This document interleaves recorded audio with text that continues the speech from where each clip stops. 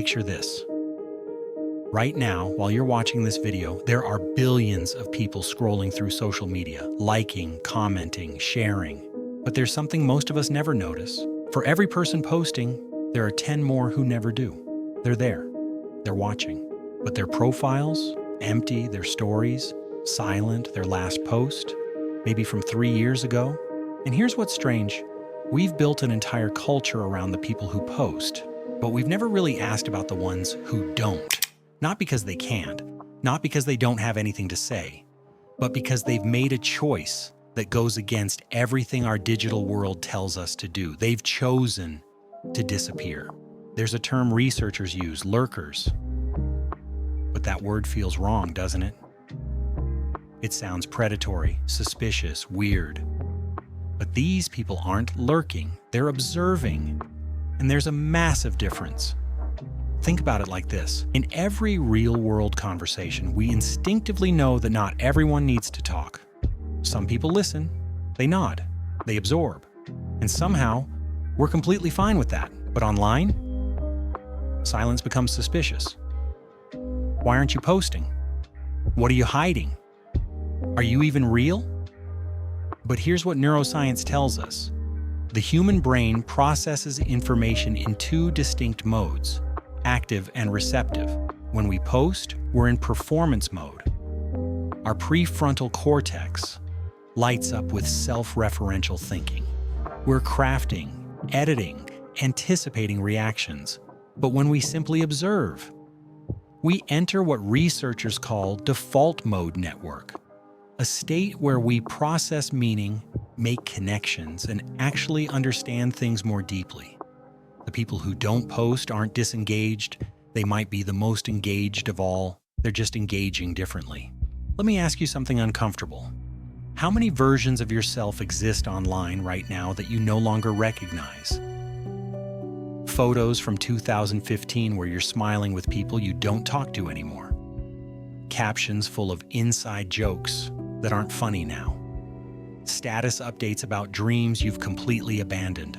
Your digital footprint isn't just a record of who you were.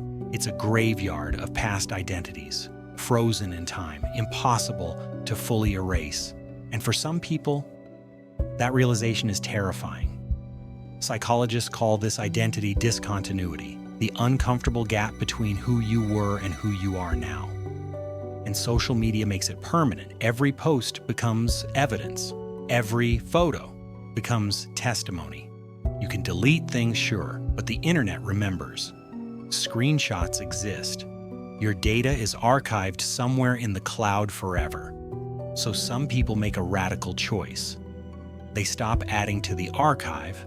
They refuse to leave more breadcrumbs of selves they might one day disown.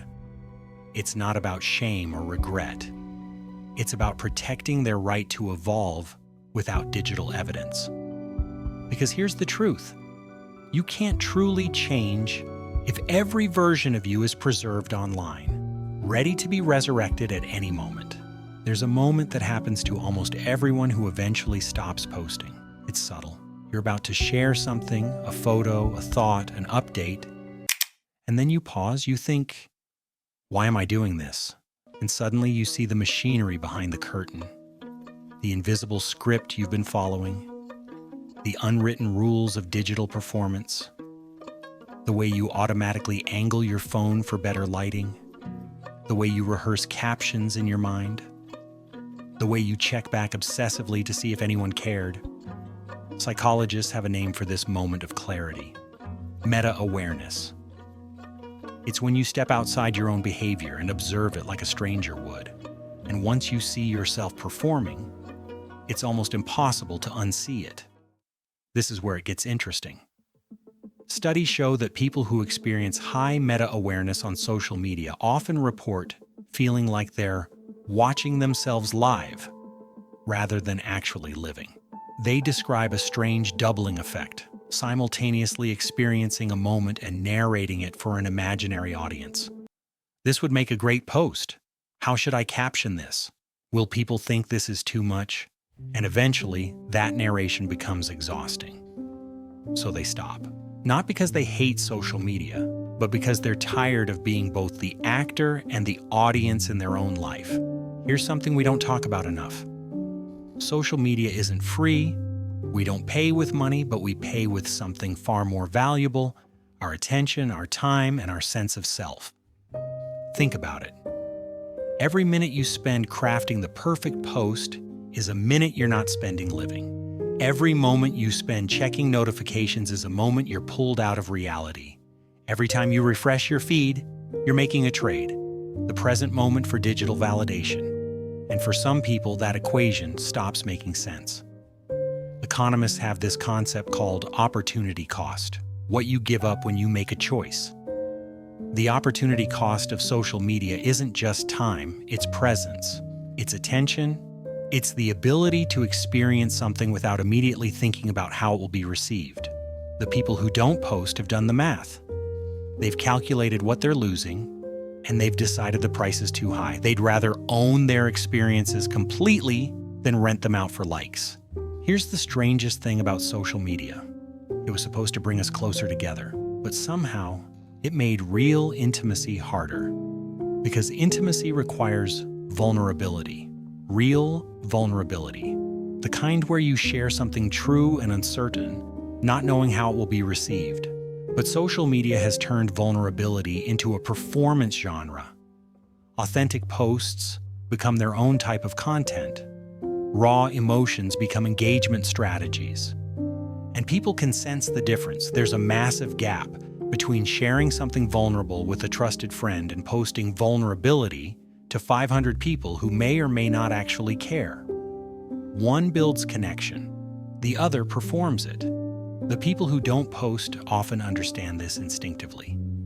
They've learned that real intimacy requires small spaces, not large audiences. It needs privacy, not publicity. Whispered truths, not broadcasted feelings. They text you directly. They call when something matters. They save their real thoughts for conversations where eye contact is possible and silence isn't awkward. And in doing so, they've preserved something most of us have lost: the ability to share something without it being content. But here's what we're really talking about: control. In a world where algorithms decide what you see, where corporations harvest your data, where your digital behavior is tracked and monetized every second, the choice not to post becomes radical. It's a refusal to participate in the attention economy. A quiet rebellion against surveillance capitalism. Every time you post, you're feeding the machine. You're providing data points. You're teaching the algorithm who you are so it can sell you more effectively. Your likes, your shares, your engagement. It's all currency in a system designed to keep you scrolling. And the people who don't post, they've opted out. Not entirely, maybe, but enough to reclaim something precious: the right to exist without being data. There's profound power in being unknowable to an algorithm, in having thoughts that aren't mined for advertising, in living moments that can't be monetized. It's not paranoia, it's sovereignty. So what do the people who don't post understand that the rest of us are forgetting? 1. That your life doesn't need documentation to be meaningful. 2. That being known by everyone is less valuable than being understood by a few. 3. That the best moments often lose something when they're captured. 4. That you can exist powerfully without evidence. 5. That silence isn't absence, it's a choice. These aren't antisocial hermits hiding from the world. They're people who've simply drawn a line between their public and private selves, who've decided that not everything needs to be shared, that some experiences are diminished by description. They've remembered something ancient and essential, that before social media, before cameras, before any way to prove a moment happened, humans still had profound, meaningful, unforgettable experiences. And those experiences matter just as much, maybe more, because they existed only in memory and feeling. So here's what I want to leave you with. When was the last time you did something beautiful and didn't think about posting it? When was the last time you had a thought you didn't share? When was the last time you felt something so deeply that you kept it entirely to yourself? If you can't remember, maybe that's worth thinking about, because the people who don't post aren't missing out. They're not disconnected or depressed or afraid. Many of them have simply found something we're all searching for: a life that feels real when nobody's watching. And maybe in a world obsessed with being seen, the bravest thing you can do is choose to be invisible. Not because you're hiding, but because you're finally, fully present. The quietest people are often the ones paying the closest attention. They see what everyone else misses because they're not distracted by performing.